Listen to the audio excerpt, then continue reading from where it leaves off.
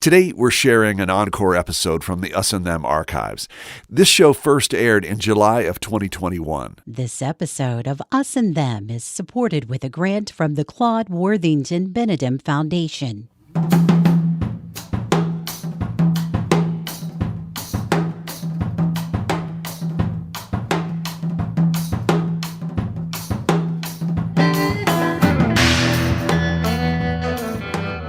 Hey, it's Trey Kay, and from West Virginia Public Broadcasting and PRX, you're listening to Us and Them. We're the show that tells the stories about the things that divide Americans.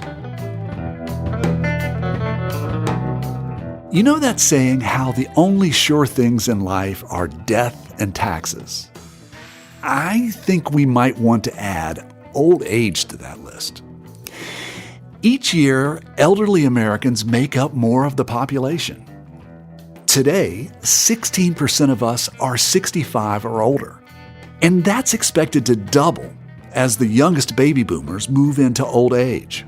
The future rate of growth of the elderly population in the U.S. will far outpace that of younger Americans in the coming decades.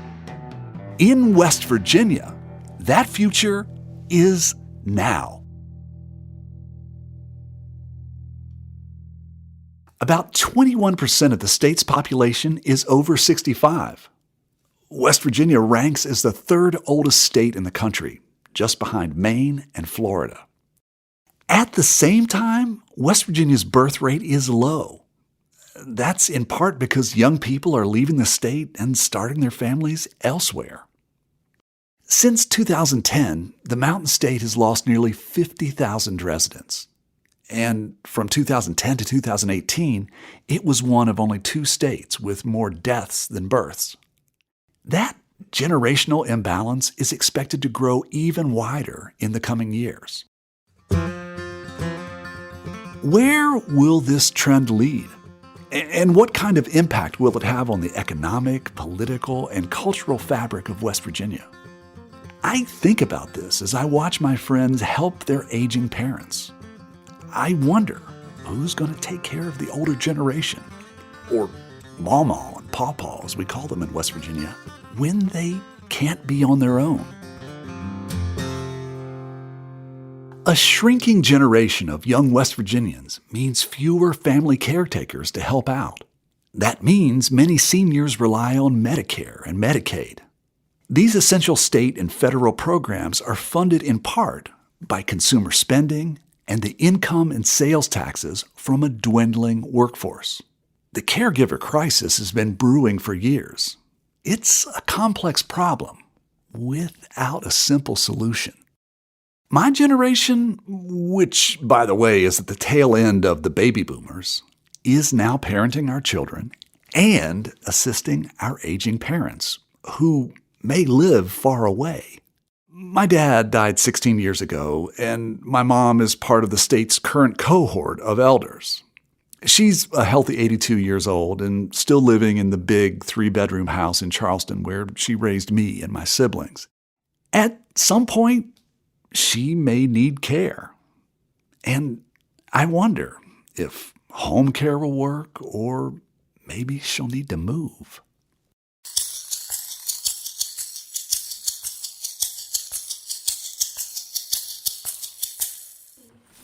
Hi, Mom. Love you. Love you too. I recently visited a friend in Minneapolis. Like me, she's sandwiched between her children and an elderly parent, her father, in West Virginia. Can of fizzy water. What do you call it if not fizzy water? Seltzer. Catherine Lewis is 56. She's an Episcopal priest who serves a congregation in the Minneapolis suburbs. Catherine grew up in Charleston, but left decades ago and has built a life in Minnesota. Her mother died 8 years ago after a long illness. But her 85-year-old father, Jim, still lives in Charleston. It's been hard lately for Catherine to support her dad from so far away. Dad had a really serious medical episode in December, and none of the 3 daughters live in town. Catherine called 911 from Minneapolis.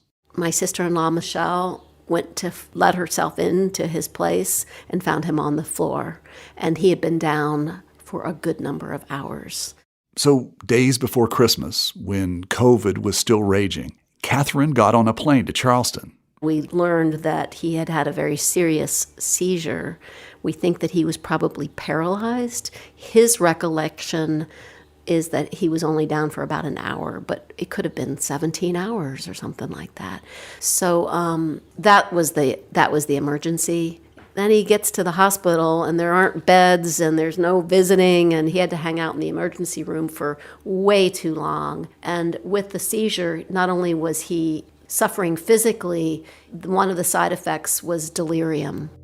So it was really hard to engage him in conversation because he was not of right mind. He was delirious. Her dad was having a dozen seizures an hour. He wasn't eating. We thought he was dying. He thought he was dying. So we signed the papers for hospice and took him home, and my two sisters made plans to come. We readied his room for him, got a little Christmas tree. The neighbor loaned us some low lights. We decorated his room for Christmas and brought him home to die, is what we thought.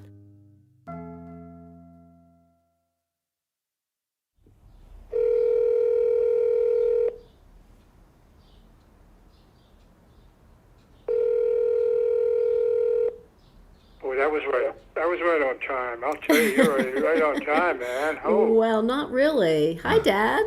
Jim has mostly recovered. We're just a few minutes. When I visited Catherine in Minneapolis, it had been 5 months since his seizure. You're 7 minutes. Catherine and I gave him a call. Yes, I'm looking at my watch now. Yeah. I'm blaming Trey. It's not my fault. Well, all right. Yeah, well, What's going on down there? What's going on down there today?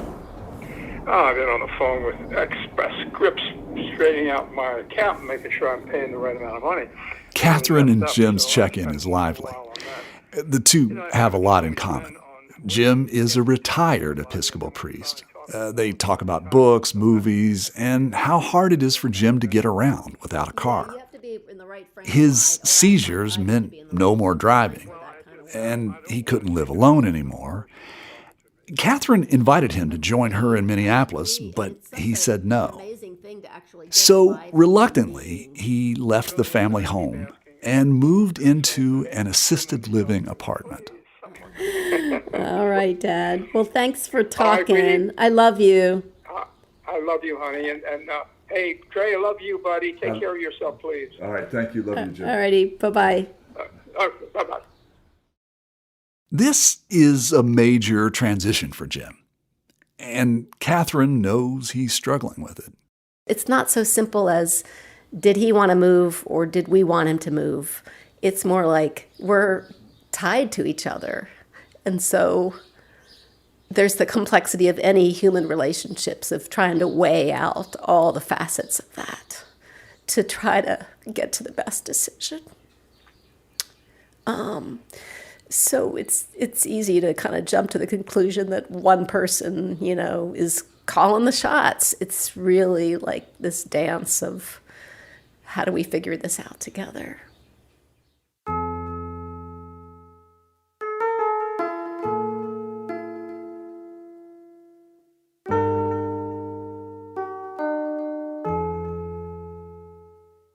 Catherine's dad is a close friend of mine. I mean, really, he's like family. When I got back to Charleston from Minneapolis, I checked in on him at his new place. Good morning. How are you? Jim's apartment is in a very nice senior living center that gives him care options as he ages. He's actually a little embarrassed to be living here. This is a very big change. Moving from living downtown, people from all backgrounds, I mean, really, I love that. And this is an isolation from that. First off, it's all older people. My life has been full of a mix of people, politically, age-wise, color, and that's not what's here. So the decision was made not just for me, but for my daughters. So I had to really agree to all of this. But I knew that I couldn't have them living somewhere else and worrying about me like this. The new apartment is up on a hill, a ways away from Jim's old neighborhood where he spent decades as a priest and political activist. All of this is about loss. It's about grief. Every time we give up something, you might not call it grief, but you're losing something, and there are feelings that go with that. It's its own form of grief. We don't have grief only when someone in our life dies. I certainly have had that. But whatever a way of life that we've been living, we have to make a shift out of that. We're losing something, we're gaining something, but at the same time, it's a disconnect. Despite a difficult transition, Jim is keenly aware of how fortunate he is. There are a lot of people my age that don't have this option. They haven't been able to put aside some money. The government is talking about cutting all kinds of stuff that will affect them, poor people. That needs to be looked at and tended to. Politically, what's happened to these people? We just throw them away? By the way, these are people who mined coal that helped save us through World War II. These are people who did what is essential work. So we need to wake up to the fact that there are some people who have been discarded by the economy. And what do? Just let them drift off? So where are we going to see them? In an emergency room where they don't have any money? As a society, as a country, how can we rise up to meet those challenges? Jim, it's so good to see you and spend time with you, and I hope this is not our last time, because I don't think it was. Well, I hope it's not our last visit, but I do think that, seriously, we probably ought to approach every moment and every day as if it were our last moment. I agree with you. I don't think there's smarter or wiser words.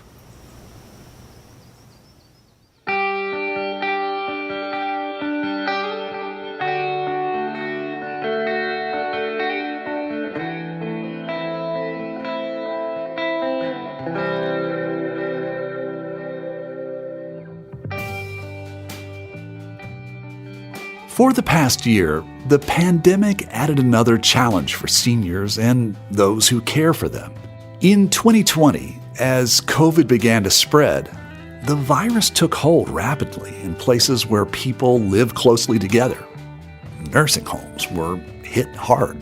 Through March of this year, 686 residents in West Virginia's long-term care facilities died from COVID. That's 20% of the state's total COVID deaths. No matter where seniors live, adults over 50 are the most vulnerable to COVID. Before the vaccine, 95% of COVID-19 deaths in the U.S. were people 50 or older. And 8 out of 10 COVID deaths were adults 65 and up. Even as the threat of COVID diminishes, as we age, we experience more illness and disability. It's estimated that more than half of people turning 65 will need long-term care, and that's a lot of people. The Census Bureau says 10,000 baby boomers will turn 65 every day. About half of West Virginia's elderly residents have some kind of disability, like hearing or vision difficulty, or trouble walking, dressing, bathing, or doing errands.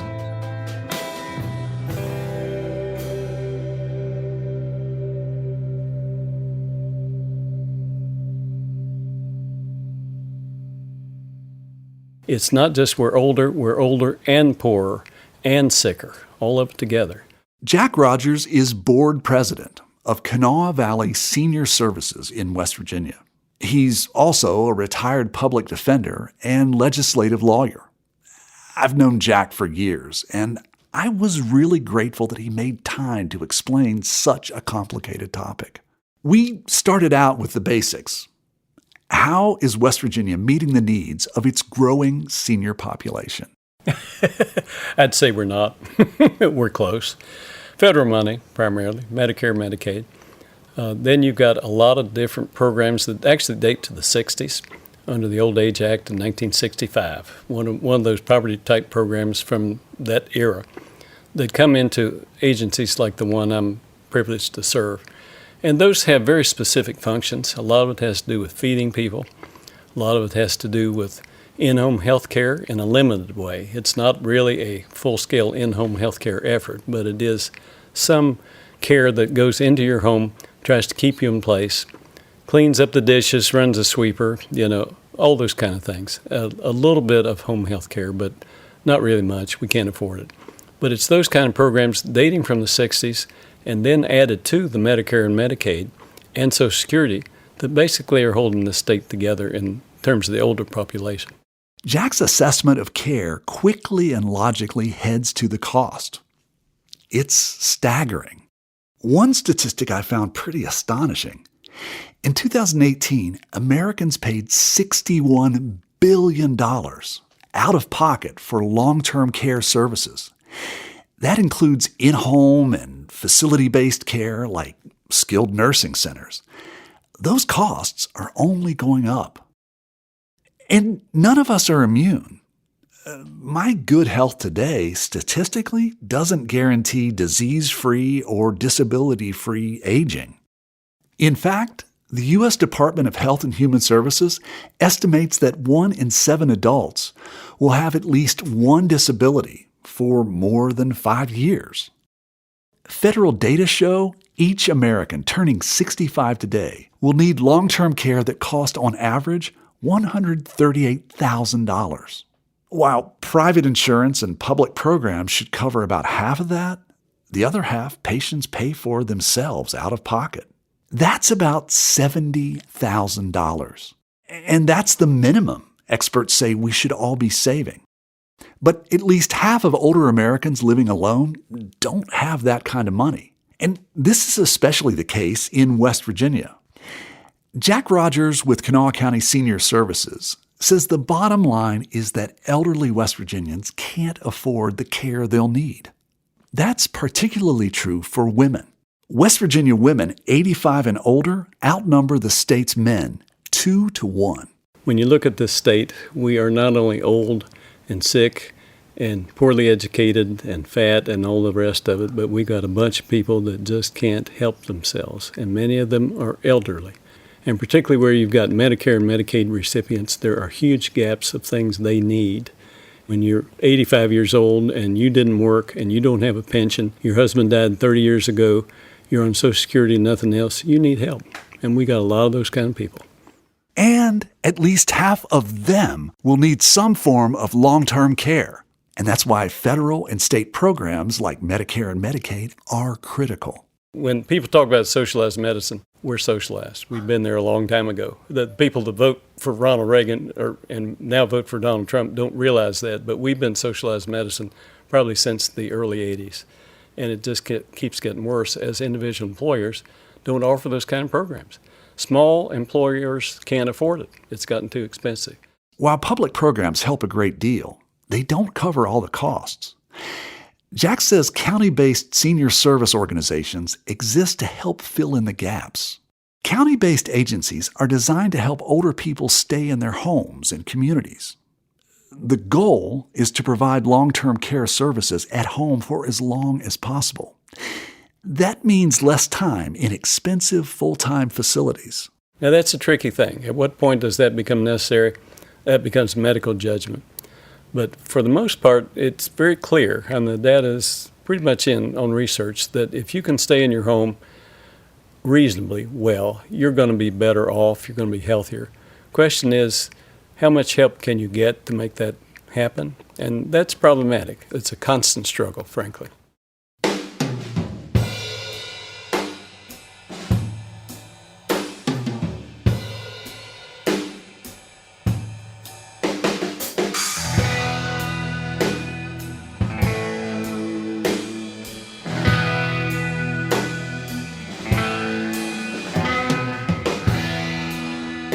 Coming up after a break, home health care workers in West Virginia are busy as more seniors spend more years living at home. I got my prosthetic leg in December, and everything been going fine. I've been going around here, doing stuff. They've been teaching me how to go to the bathroom, how to dress myself, when I was in the hospital and therapy and stuff. So I'm doing fine. I'm doing fine. Going out, going to church.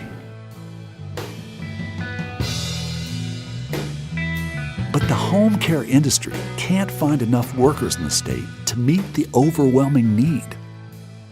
We're feeling that in a very acute way right now, where we just don't have enough people to provide the care that is needed to allow these people to remain in place and age at home. We don't have enough people, and then some of the people we do, this is not necessarily the profession that they want to get into. Granted, this is not something that pays a lot of money, but it comes from the heart. That's after a break. You're listening to Us and Them. This program is supported in part by the West Virginia Humanities Council and the CRC Foundation. This episode is supported with a grant from the Claude Worthington Benedum Foundation.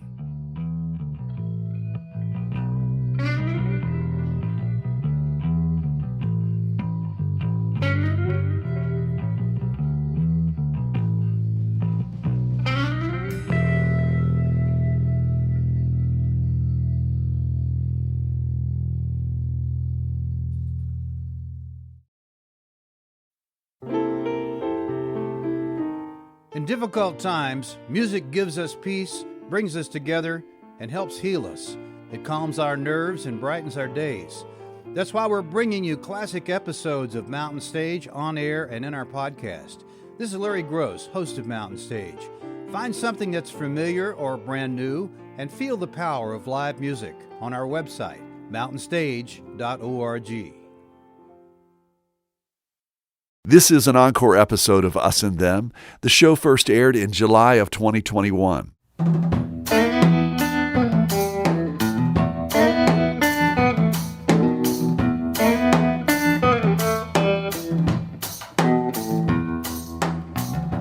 Hey, it's Trey, and this is Us and Them from West Virginia Public Broadcasting and PRX. West Virginia's elderly population is big and continues to grow. Just like the rest of the nation, the state is experiencing a gray tsunami as baby boomers retire. About 21% of the small state's population is over 65. West Virginia already ranks top in the country for obesity, heart disease, and mental health issues. These chronic conditions can complicate aging. Despite the health concerns that face so many elderly West Virginians, there are few doctors in the state specializing in geriatrics. That's the branch of medicine focused on the quality of life, care, and health of the elderly.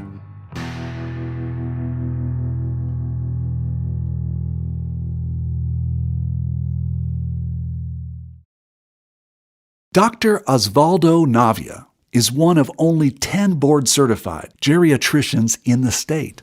We have so many people that they have 65 years old and look like 80 years old, or many 65 years old looking like 45 years old. I'm thinking is in terms of functionality. How do you feel in terms of your age, medical problems that you may have, and also all the challenges that your family is going to encounter if they're going to help you with your care. Navia is Chief of Geriatrics, Palliative Medicine, and Hospice at West Virginia University Hospital. Navia was born in Bolivia and raised by his grandparents. He says he wants to help the West Virginia medical community step up its care for the elderly. My mission here is to train residents, train clinicians, and also try to expand the geriatric philosophy in order to care in a better way our people more than 65 years old. My main goal is to train our own people in our own state to become geriatricians and also have a presence of geriatricians in different hospitals around the state. Geriatrics connects the dots in a patient's care. Navia says that's important because most of his patients are managing about a dozen health concerns.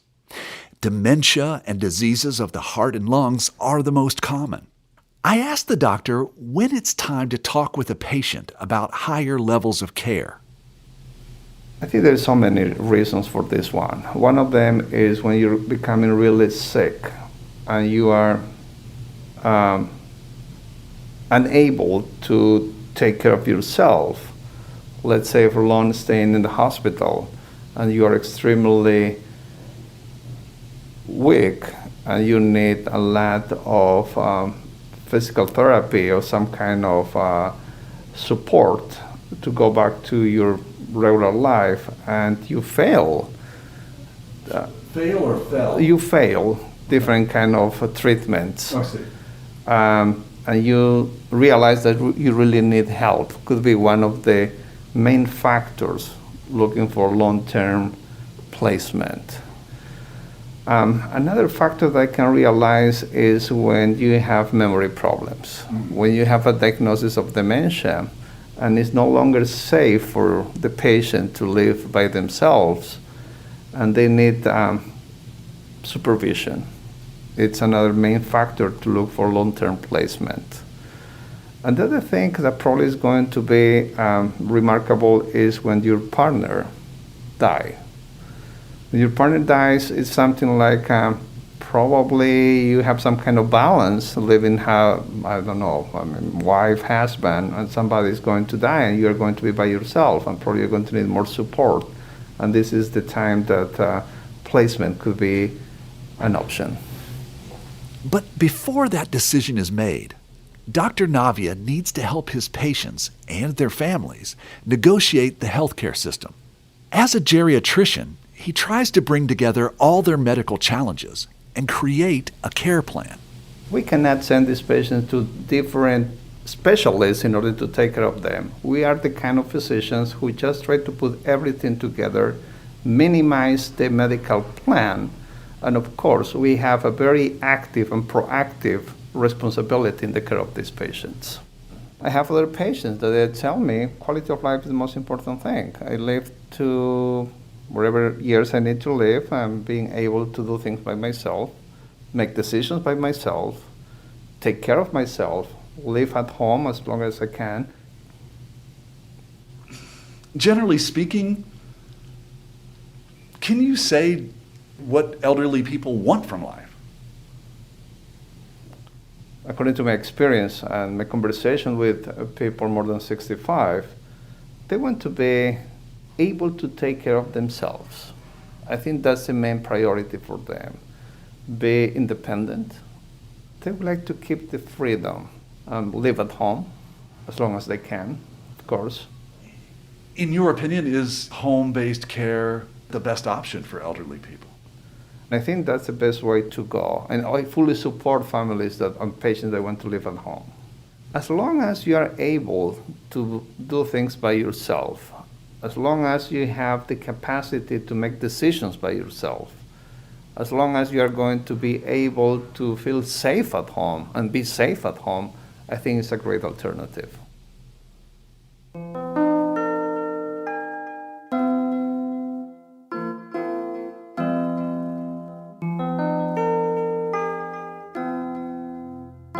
As Dr. Navia mentioned, there is a point when aging in place at home doesn't work anymore. Typically, this is when chronic conditions, dementia, or injuries lead to hospitalizations and the need for acute care. When patients need more help, there are skilled care facilities. But the trend, even for those without resources who depend on Medicaid, is to come back home. That shift away from nursing homes has led to a rise in the home healthcare industry. Now, there is care to help with even the most basic tasks of life. I get him up, I bathe him, I wash his hair, I dress him, undress him, get him ready for bed, and I help him get up off the bed of the morning and help him sit down on the commode and help him get up off the commode. The growth in the senior services industry has created much-needed jobs for people like Eugene Barker. Of course, he'll brush his teeth some, then I have to go back and, brush him a little bit more, make sure he gets them clean. I go out food shopping, I go pick his meds up, I take him to his doctor's appointments, all that. I met up with Eugene at the home he shares with his longtime partner, 68-year-old Saunders Clegg. Over here, the TV is almost always on, in every room. one you're going to be, but don't go away. We'll be right back. 15 years ago, Saunders had a stroke. Eugene is his full-time caregiver. He works for a company called Right at Home. A lot of people don't like doing this work. Eugene is a certified nursing assistant with decades of experience working in nursing homes and other care jobs. And that people say, oh, I don't know how you do it. I said, I don't know. I said, reckon just the good Lord helps me do it because I do it. And I get tired. I don't say I don't get tired because I do. And it gets hard, but when I catch my time to get a little rest, I get it. Well, Saunders, I've been showing him your stuff on the bed and stuff. All your adventures and stuff. Yes. Saunders can't speak, other than saying yes or no. The stroke also affected the right side of his body. Saunders loves superheroes. So you like Spider-Man and the Mutant Ninja Turtles? Oh, yeah. You gonna get out and dance for him? No.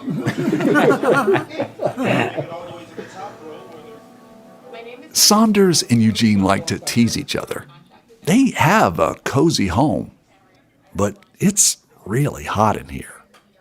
As Eugene talks with Saunders, he dabs his forehead to catch the sweat. Tell him you like it hot. He's like his mama. She'd have it 99 degrees, they said, in the house. Eugene tells me he's the only one Saunders wants care from.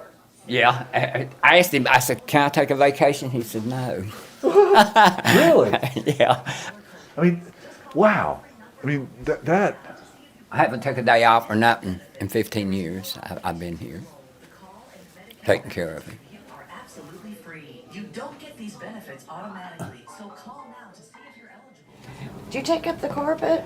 Yeah, it was coming up, and then he was wetting on it too. And I took it up and put this down, had this put down. I like that. I saw that. Yeah, that's a rug.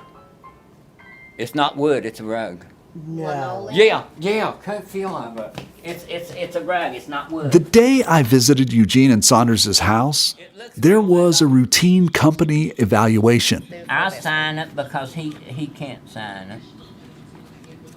I do it at the doctor too, so. Okay, you want me to date it? I'll get it. Yeah. Okay, right here.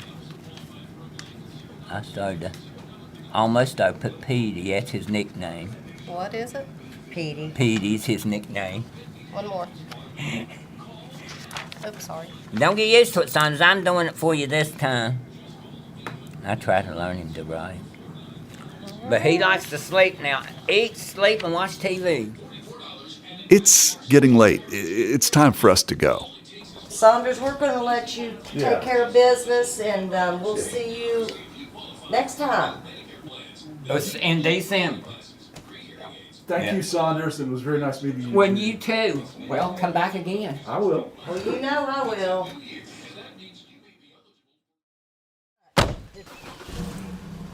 As I catch a ride with Beth Thomas from Right at Home, I ask her about the cost of this kind of 24/7 care. This is a Medicaid-funded program called Aged and Disabled Waiver, and it pays for, depending on their level of need, so many hours a month of care. Now, in this case, Eugene lives with Saunders, and it's not as though he kind of goes away and then comes back. You know, that's where he lives. Right. And we have some of those, but that's not the majority. The majority have caregivers that come in and then leave. But as you could see, Saunders could not be left alone. Right. So if it weren't for Eugene, he would probably be in a nursing facility.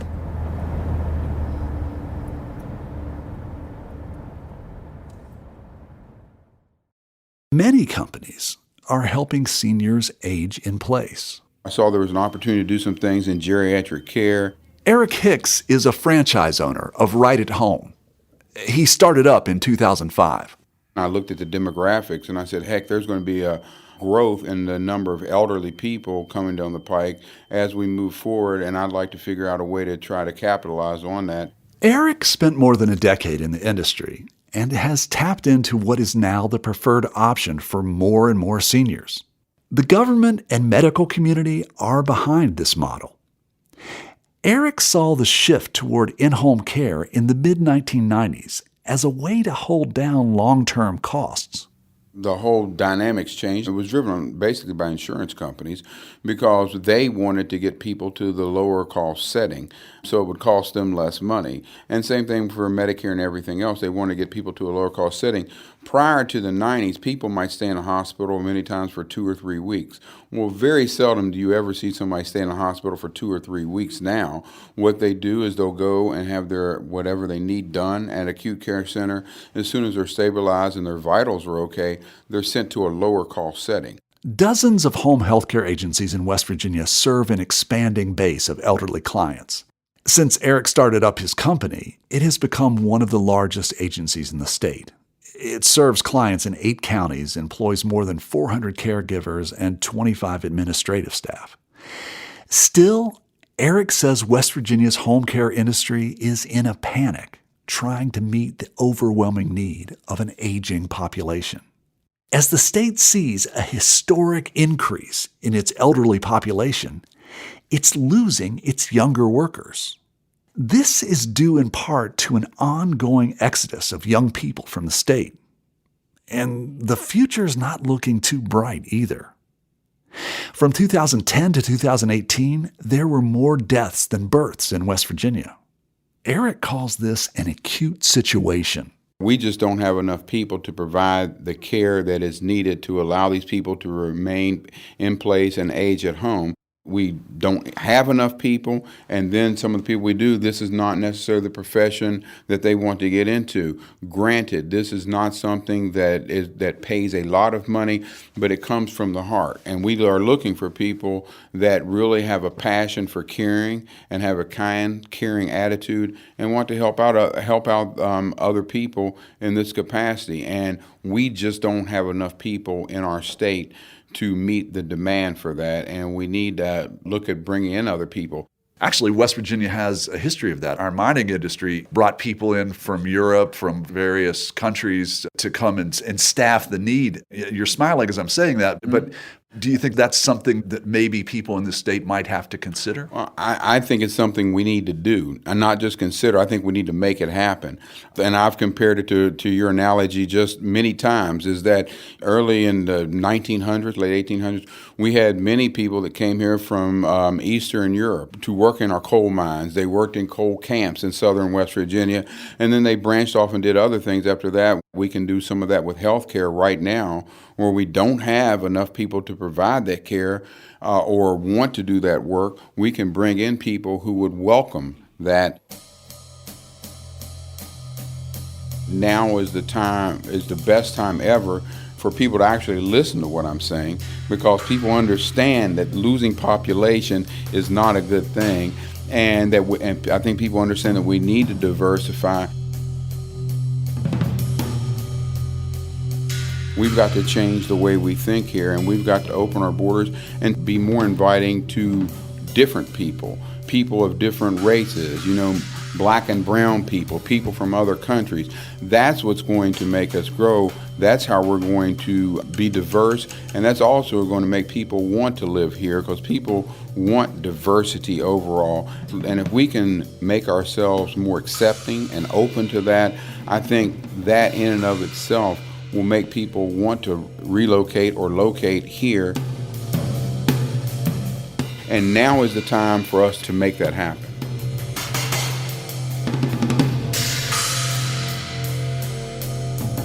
I think Eric makes a good point. West Virginia's got to build up its workforce. I do worry about the ripple effect of the state's worker shortage. I mean, the whole public health system relies on younger people feeding the state's budget with sales and income tax dollars. Actually, the state is already finding creative ways to pay for its senior programs.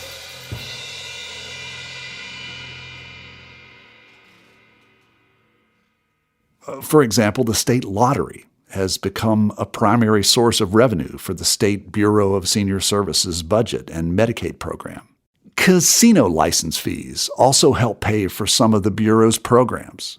One of those is the Lighthouse program. It's a small agency that pays some family members to provide home care for an elderly relative. Like so many support programs for seniors, it has a very long waiting list. Americans collectively are already spending $400 billion a year on in-home care. That figure doesn't include the estimated 50 million people, 1 in 6 Americans, who provide unpaid care for a friend or family member.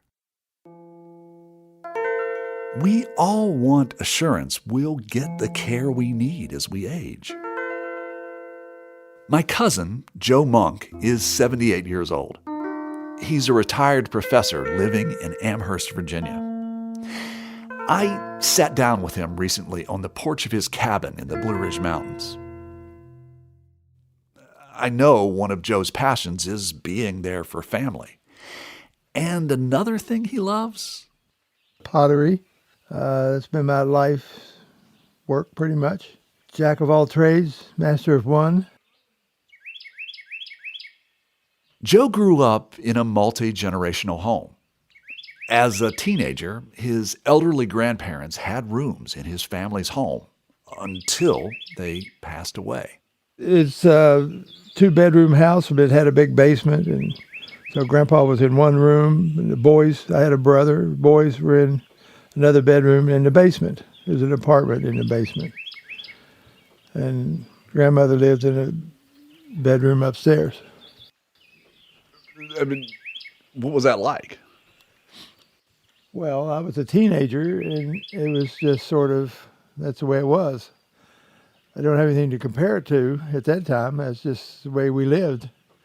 My brother and I were busy doing brother things. It was just in meal times, we were all together and stuff. And maybe Grandmother had her own meal or something. Was she in poor health?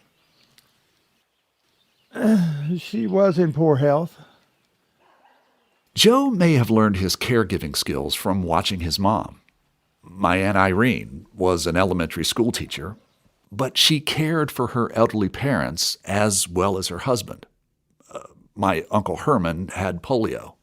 To me, all of this seemed like a lot to take on. But Joe says they didn't really talk about any of the hard parts. Decades later, when Joe's mom, Irene, needed a place to live, the answer was clear. Joe brought her home to live with his family. I remember visiting Aunt Irene at Joe's. She lived in a mobile home on his farm.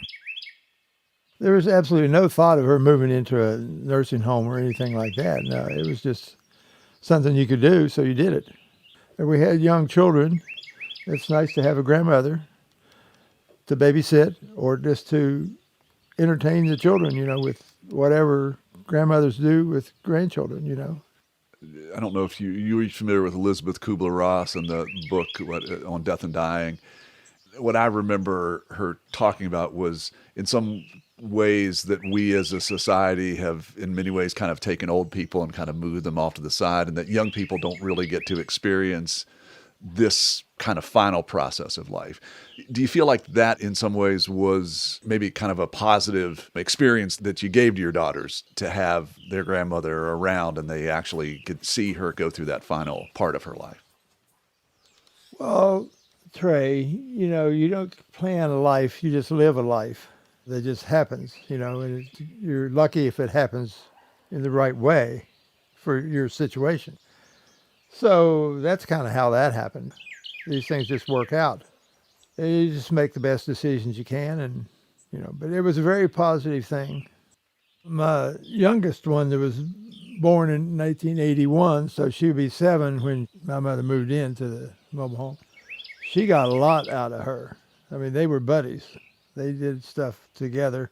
Chatham talks about that a lot now, about her experience with the grandmother, the full-time grandmother. She'd go there after school, spend the evening. They'd watch TV, Lawrence Welk. They'd play games. They just did all those type of things. So there was a big impact on my daughter.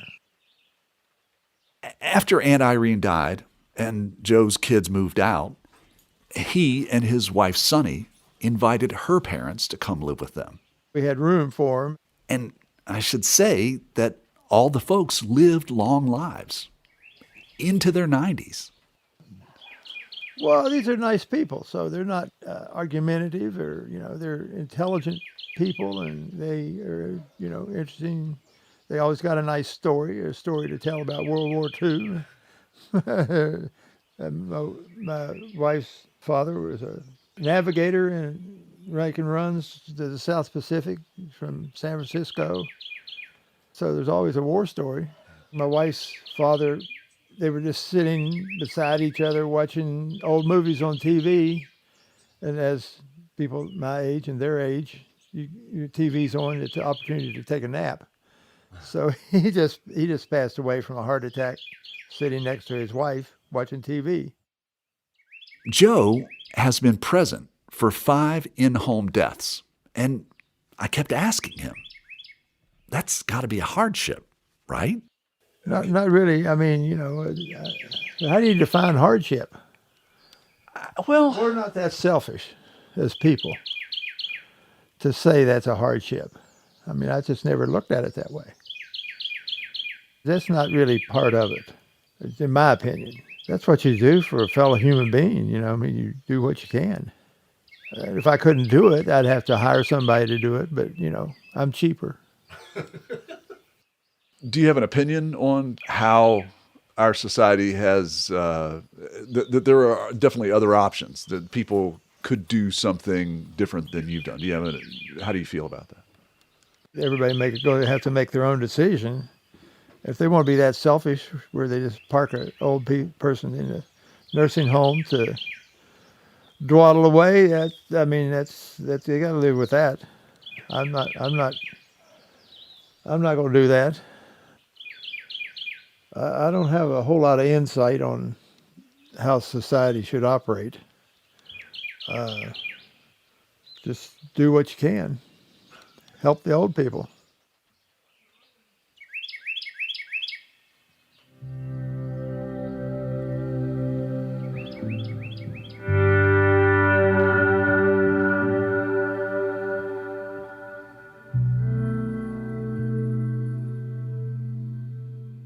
Joe has given me a lot to think about.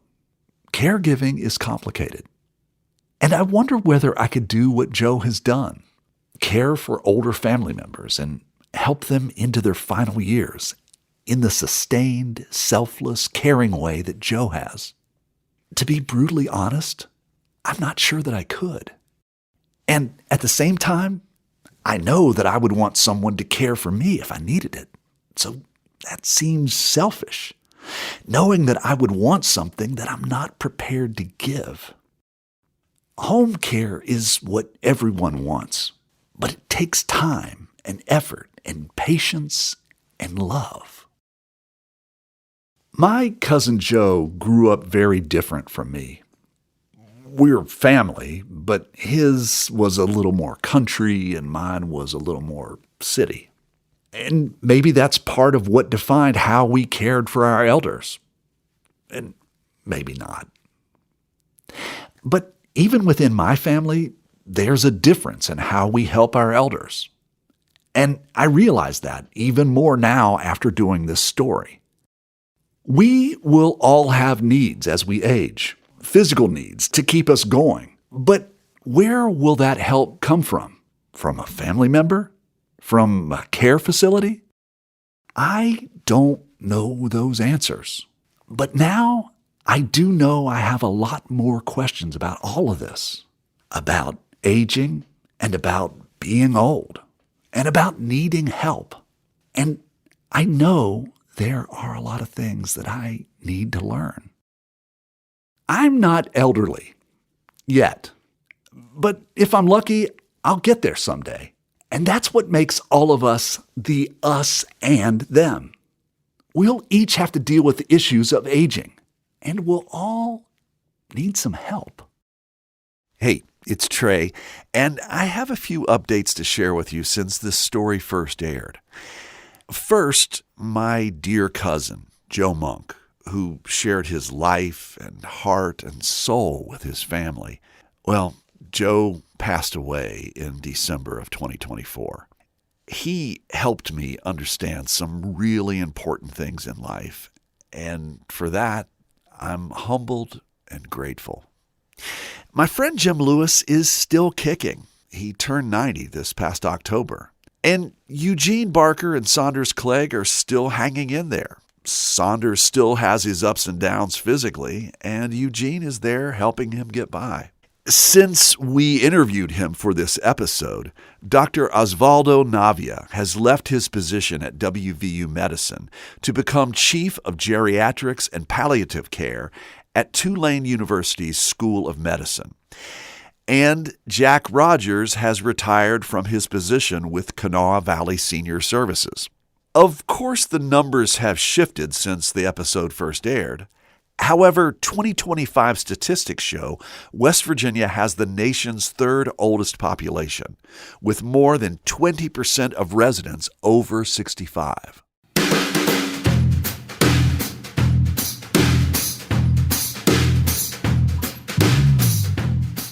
You've been listening to Us and Them.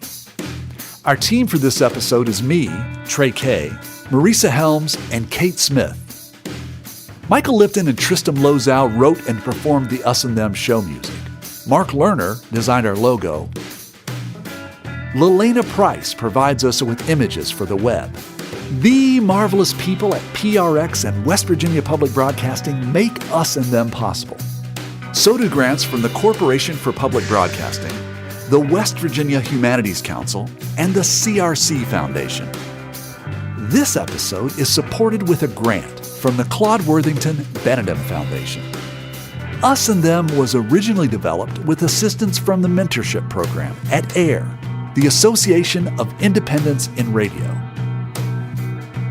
We'll see you next time on Us and Them.